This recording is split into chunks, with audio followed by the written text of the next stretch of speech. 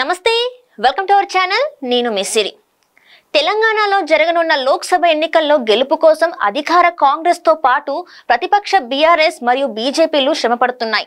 రాష్ట్రంలో ఉన్న 17 లోక్సభ స్థానాలలో ఎక్కువ సీట్లు సాధించడం కోసం 3 పార్టీలు ముమ్మర ప్రచారాన్ని నిర్వహిస్తున్నాయి.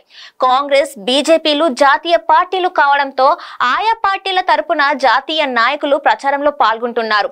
కాంగ్రెస్ పార్టీ అగ్రనేతలు రాహుల్ గాంధీ, ప్రియాంక గాంధీ, ఏఐసిసి అధ్యక్షులు మల్లికార్జున ఖర్గే ప్రచారంలో పాల్గొన్నారు.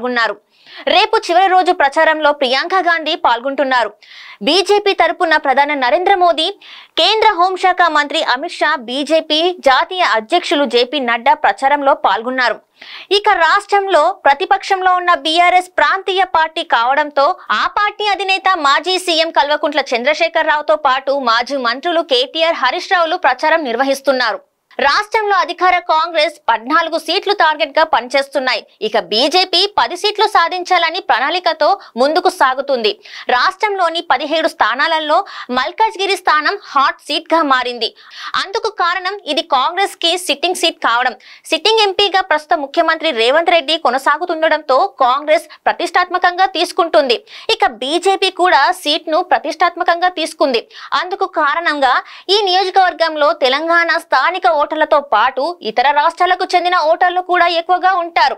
దీంతో మినీ ఇండియా లోక్సభ నియోజకవర్గంగా మల్కాజ్గిరి కొనసాగుతుంది. ఇతర రాష్ట్రాల ఓటర్లు ఉండడంతో ఇక్కడ బీజేపీ గెలుస్తుందనే నమ్మకంతో కాషాయ నేతలు ఉన్నారు. మల్కాజ్గిరిలో మాజీ మంత్రి ఈటెల రాజేందర్ బరిలో ఉన్నారు. అయితే ఈటెల రాజేందర్ గత ఏడాదిన్నర క్రితమే బీజేపీలో రావడం, అంతేకాకుండా మల్కాజ్గిరి లోక్సభ సీట్ ని బీజేపీ సీనియర్ నేతలు టికెట్ ఆశించి ఉండడంతో ఈటెలకు బీజేపీ నాయకుల నుంచి పూర్తి సహకారం లభించడం లేదనే వాదనలు వినిపిస్తున్నాయి. ఈటెల స్థానికేతర నాయకుడని సొంత పార్టీ నేతలే ప్రచారం చేసుకుంటూ ఆయనకి స్థానిక ఆర్ఎస్ఎస్, బీజేపీ శ్రేణులు సహకరించడం లేదనే ప్రచారం జరుగుతుంది. బీజేపీ స్థానిక నేతలు అధిష్టానం నుంచి ప్రారంభంలో ఉన్నంత సహకారం ఇప్పుడు లేదని ఈటెల వర్గం అభిప్రాయపడుతుంది. దీనికి తోడు బీజేపీ అధిష్టానం కూడా మొండి చెయ్యిచ్చి ముందున్న సహకారం ఇప్పుడు ఇవ్వడం లేదంటున్నారు. మల్కాజ్గిరి నియోజకవర్గంలో ఈటెలకి ఓటమి తప్పదనే నిర్ణయానికి వచ్చిన బీజేపీ అధిష్టానం కూడా తమ ఆర్థిక వనరులను దారి మళ్లించినట్టు ఈటెల వర్గం బహిరంగానే అసంతృప్తి వ్యక్తం చేస్తున్నారు. ప్రస్తుతం నియోజకవర్గంలోని 60% పైగా పోలింగ్ బూతులలో బూత్ ఏజెంట్లను నియమించుకోలేని పరిస్థితుల్లో ఈటెల ఉన్నట్టు తెలుస్తుంది. చివరికి ఈటెల రాజేందర్ నియోజకవర్గం ప్రచారంలో బీజేపీ పార్టీ చూడకుండా తనని చూడాలని, తన ముఖం చూసి ఓటేయాలని వేడుకుంటున్నారు ఈటెల రాజేందర్.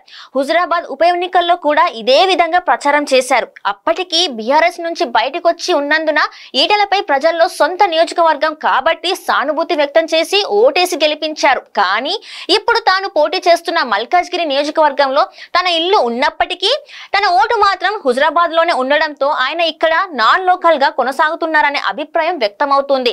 తాను ఎంత వేడుకున్నప్పటికీ నియోజకవర్గంలోని ఎస్సీ, ఎస్టీ, బీసీ వర్గాలు పట్టించుకోవడం లేదనే అసంతృప్తిలో ఈటెల ఉన్నట్టు తెలుస్తుంది. నియోజకవర్గంలోని సొంత పార్టీ నేతలు, ఆర్ఎస్ఎస్ నాయకులు సహకరించకపోవడంతో ఓడిపోయే అవకాశం ఉంటుందనే అభిప్రాయంతో ఈటెల వర్గం ప్రచారం సాగిస్తున్నట్టు తెలుస్తుంది.